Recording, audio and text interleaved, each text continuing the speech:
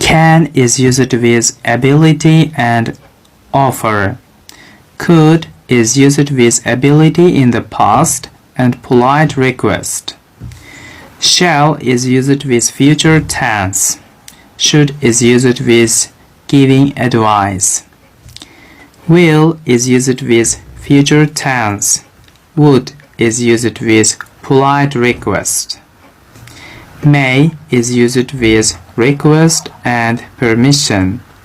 Might is used with assumption.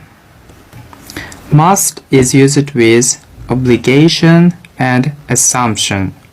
Have to is used with rule and obligation. Just simple English. Thank you so much for your attention. I hope my videos will be useful for your English. Thank you.